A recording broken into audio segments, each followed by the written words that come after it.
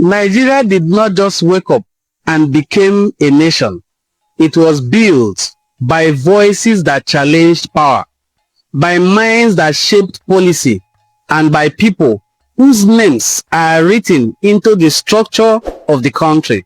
Some of these people are Igbo from the South-East and from Anioma in present-day Delta State. Some are even from River State. Men and women who sat at the highest tables of power, controlled Nigeria's economy, shaped its laws, and carried its future on their shoulders. Yet, today, many Nigerians know the debates, but not the history. It is not propaganda. This is not sentiment. This is contribution. This is the story of elite Igbo politicians from across regions who helped build Nigeria, and the question their legacy still forces on us to ask. Watch this video closely and watch it to the very end. You will learn something from it.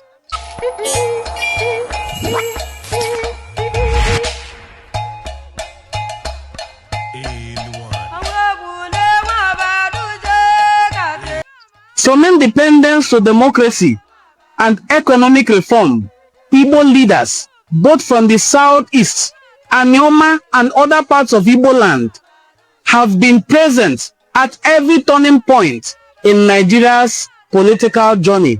Let us begin where the nation itself began. Right Honorable Chief Dr. Nnamdi Azikiwe. Dr. Nnamdi Azikiwe, known as Zik of Africa, was already preaching unity of Nigeria before Nigeria became a republic. A journalist, a nationalist, a pan-African thinker, he believed leadership should be built on intellect, not dominance. As Nigeria's first president, Dr. Nnamdi Azikiwe represented the idea of a nation that works for all, regardless of ethnicity. He is what they call the pan-Nigerian. He promoted Nigeria's unity, and he believes in one Nigeria, provided that Nigeria continues to ensure the safety of the persons and property of Biafrans as citizens of one united country, where all its nationals shall be treated as social equals without any discrimination, and where there shall be equality of opportunity for all citizens and inhabitants. There is no tangible reason for the civil war to continue one day longer. Having exchanged views with General Gowon and President Tubman in Monrovia, I am convinced that Nigeria is ready to welcome back into the Federation the Igbo and non-Igbo elements who had been fighting against their motherland. Next is Dr. Ekwueme, the quiet architect. Dr. Ekwueme, Nigeria's first elected vice president, was an architect by training and a nation builder by impact. He helped design Nigeria's federal framework and believed power should be shared, structured, and principled. He was calm but deeply consequential in terms of Nigeria political schemes.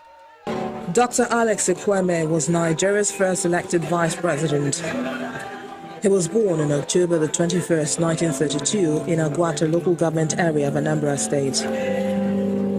Dr. Ekwueme attended the University of Washington in the United States of America, where he earned a bachelor's degree in architecture and city planning. As vice president between 1979 and 1983, Dr. Ekwueme's famous proposals at the National Constitutional Conference gave birth to the 6 geopolitical zones in Nigeria.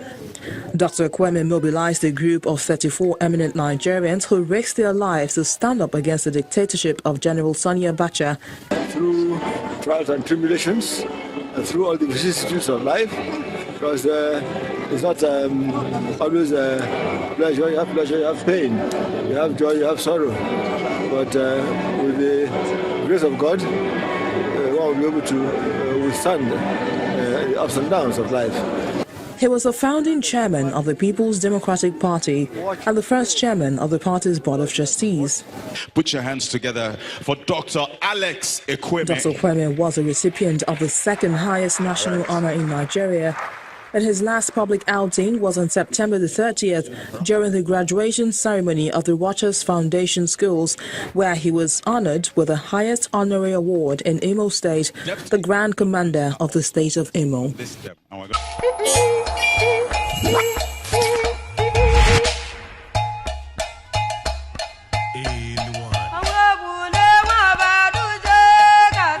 When democracy returned in 1999, Igbo politicians stepped forward to stabilize the republic.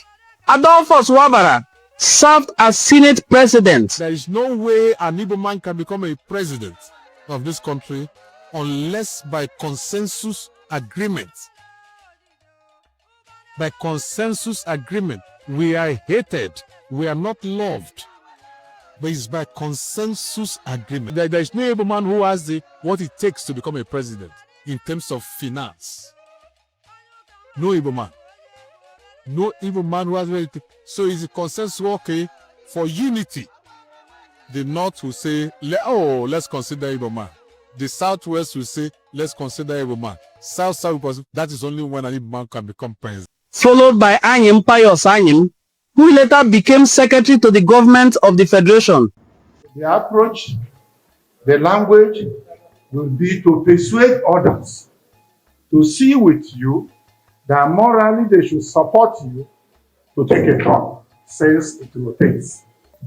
Is it a right for Southeast to produce the next president? Yes. Yes. Now, my own answer is legally no. And the reason is that the Constitution is clear. Ken Nnamdi defended democracy during critical moments. We will imbibe the spirit of patriotism in Nigerians. We will rekindle it. We deepen that very interest where people talk about Nigeria, act in Nigeria, and believe in Nigeria. While the lives of Ike Ekweremadu became the longest serving deputy Senate president in Nigeria's political history. 1 month, 2 months, 3 months, 4 months, 5 months, 6 months, you are not paid. And you are in the same state. Your colleagues in the civil service are paid, pensioners are paid, soldiers are paid, politicians are paid, 8 kinds of cases are paid. Yet the teachers that are training those who will be leaders tomorrow, training our children, will not get paid. I think that was unconscionable and unacceptable. It has to be a priority not only for this government, but indeed a future government, that teachers have to be paid as and when due. So we are able to appreciate the value they are adding in our society.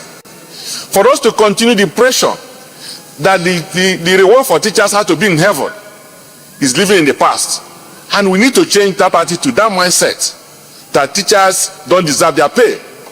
I think it is behold on this Senate for us to make this statement today that will stand with our teachers, that will stand with the future of our children, that will stand with the growth of this country by making sure that our teachers are appropriately paid and paid as and when due. Today the government is saying they want to hire more teachers. How are you hiring more teachers when you have not paid those who are there already?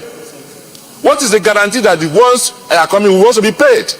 What they are trying to do is increase the number of people that don't get paid at the end of the month. And that what happens. These teachers will abandon their duty post and go and seek for something else to do in order to feed their families.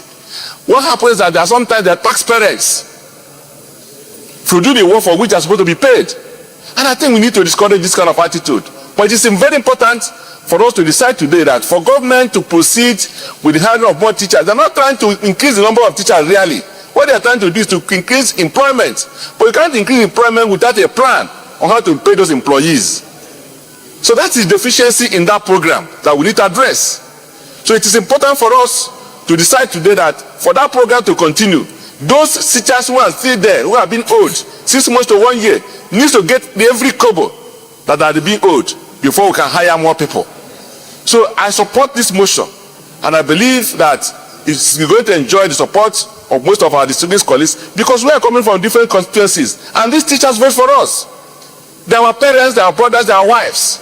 So whatever concerns them should concern us. So we must arise from one accord to condemn the continued non-payment of teachers across this country. Why would their salaries be considered to be the last issue instead of being the first one? So I believe that this is a matter, if it's the only thing we decide today, we must have done a great service to our country. Thank you. These were not just symbolic rules. They were power centers that shaped law and held democracy together in Nigeria. You see, public service is a call. It's a call to service in a special way, especially in a population like ours, where you have millions of people and you're selected among the few to pilot the affairs of government. You should see it as sacred. Loyalty should be to your boss, yes, when he asks you to do what is correct. I can also be stubborn. If I'm asked to do what is wrong, I will not do it. But greater loyalty should be to the country, because it is to the country that you swore the day you were being sworn in. And it is loyalty to the country that will bring about common good for majority of our people. So I believe I had loyalty to my boss, but I had greater loyalty to the country. And that's what it should be. Leadership is not only about elections. Sometimes it is about controlling the systems that keep a nation alive. Here, Igbo leaders from Anioma, Delta State, played historic roles. People like Dr. Ngozi Okonjo-Iweala, the princess of Ogwashukwu Kingdom, served twice as Minister of Finance in Obasanjo's government and negotiated Nigeria's debt relief, restored global confidence, and later became Director General of World Trade Organization, a position she holds even until this day. I guess I'm a risk taker and a masochist. Look at what is happening to world trade. Looks like whenever there's a tough job. I left a very nice job at the World Bank, where I was managing director, the #2 position, to go and be finance minister in my country, and eventually foreign minister, the first woman also.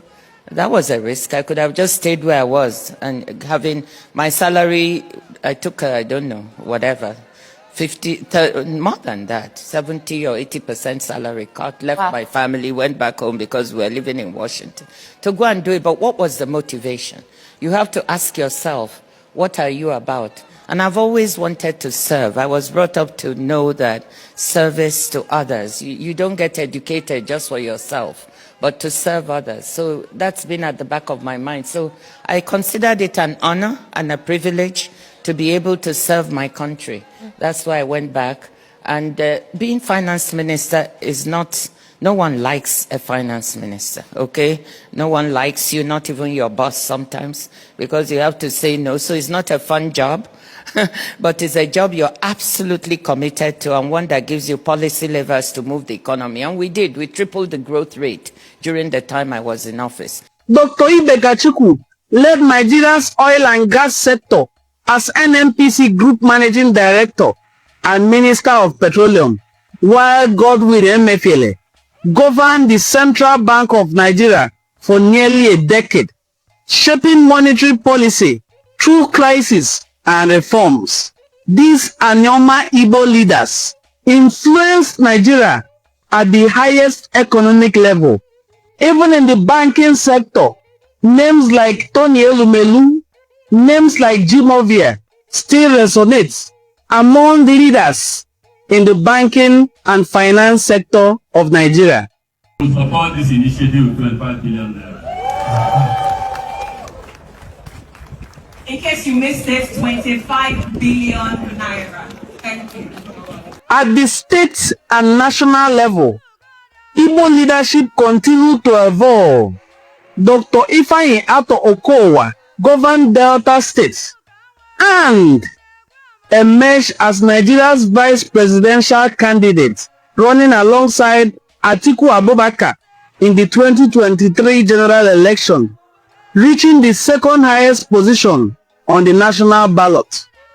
Alongside leaders like Peter Obi, Sam Egwu, Dave Umahi, Theodore Oje, Wuni Obiano, Ocha Sokorocha, the Igbo demonstrated capacity for governance, policy discipline, and grassroots connection to the people.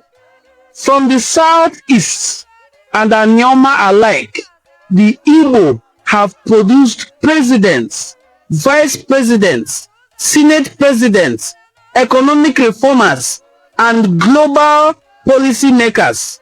Yet, one question refuses to fade. Why, since 1966, has Nigeria never returned the executive presidency to the Igbo people? This video does not provide answer to this very critical question. It simply presents the fact. History remains incomplete when contributions are forgotten. Representation matters a lot. Memory also matters. If Nigeria's future must be honest, then its past must be acknowledged. Like this video, share it, subscribe, and tell us in the comment section what the Igbo legacy should mean for Nigeria's future, because the story is still being written even until this day.